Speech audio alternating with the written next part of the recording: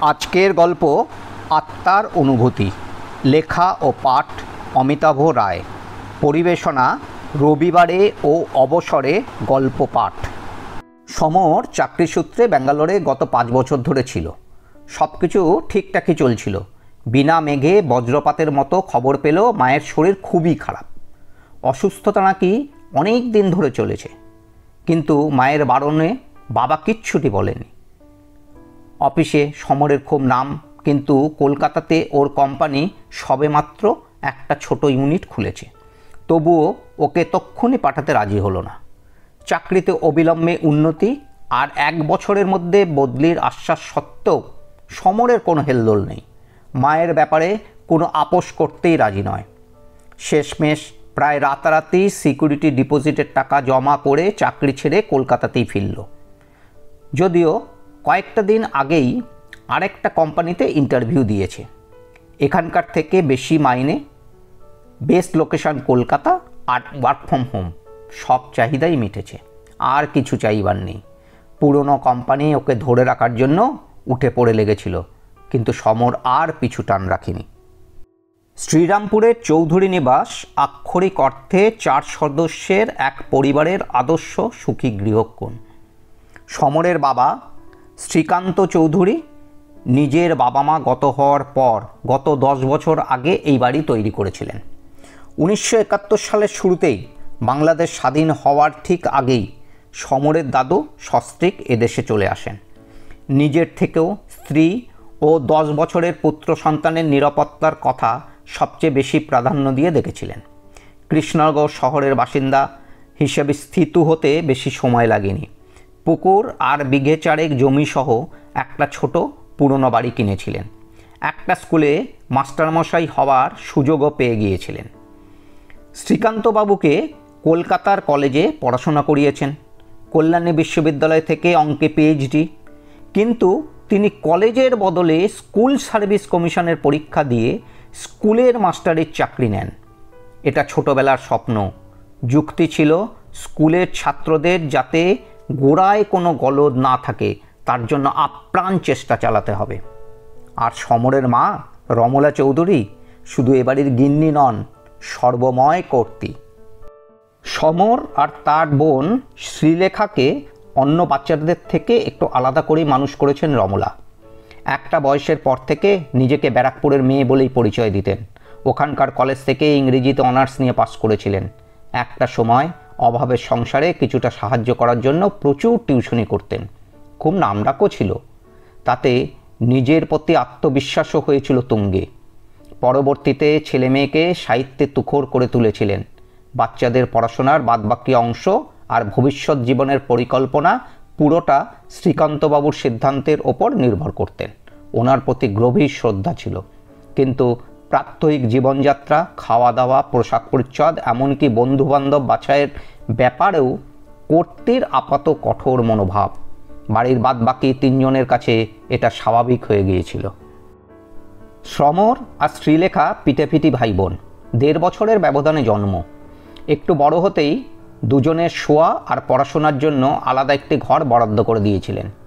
বিদেশিদের জীবনযাপন, কথা বলার ভঙ্গির মধ্যে যেগুলো গ্রহণযোগ্য তা ছেলে মেয়েদের শেখানোর রুটিনের মধ্যে রেখেছিলেন।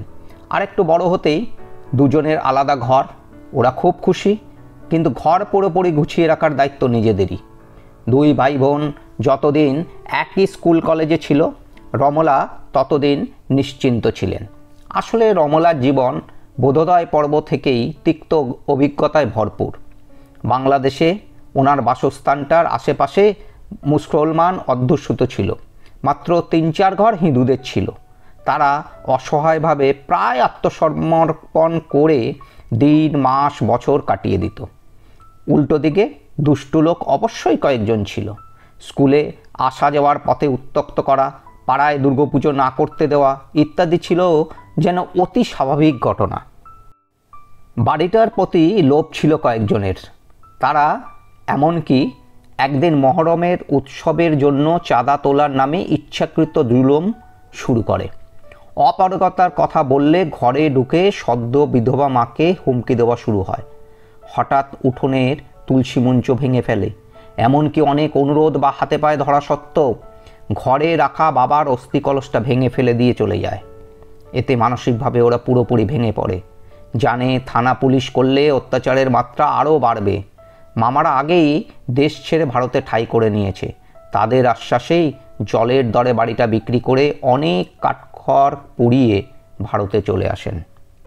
প্রথমে মামার বাড়িতেই উঠেছিলেন। কয়েকটা বছর মুখ বুজে মামির কিলচর হজম করতে হয়েছিল।